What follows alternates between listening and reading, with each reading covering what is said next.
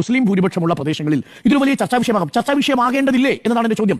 ഒരു തീവ്രമായ വർഗീയത പറയുന്ന ഒരാളെ ആ വർഗീയതയുടെ സ്റ്റേറ്റ്മെന്റ് അത് തന്റെ ഫേസ്ബുക്കിൽ കിടക്കുമ്പോഴും അത് വ്യാജ ഫേസ്ബുക്ക് ആണ് എന്ന് കള്ളം പറയുന്ന ഒരു സ്റ്റേറ്റ്മെന്റിനെ അത് തുറന്നു കാട്ടണം എന്ന് തന്നെയാണ് എന്റെ അഭിപ്രായം.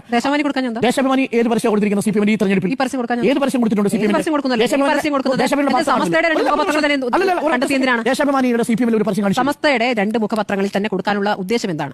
എന്താണ് ദീപികയിൽ കഴിഞ്ഞ തവണ കൊടുത്തത്? ദീപികയിലാണ് മണിപ്പൂർ മണിപ്പൂർ തന്നെ ദീപികയിൽ അല്ല, എന്താണ് CA പരസ്യമെടുത്തും ദീപികയിലും മണിപ്പൂർ പരസ്യമെടുത്ത് എന്തുകൊണ്ടാണ് പറഞ്ഞാൽ മതി. വളരെ സിമ്പിൾ അല്ലേ? മൈനോറിറ്റി ബാധിക്കുന്ന വിഷയം മൈനോറിറ്റി അറിയണ്ടേ? ഇപ്പൊ വർഗീയ നിലപാടുകൾ അറിയണ്ടേ? വർഗീയ നിലപാടുകൾ ഒരു സമുദായത്തെ മുഴുവൻ കൂട്ടക്കൊല ചെയ്യണം എന്ന് പറഞ്ഞിരിക്കുന്ന ഒരാളെ കോൺഗ്രസ് അപ്പോൾ ആ സമുദായത്തോടാണ് സംസാരിക്കുന്നത്.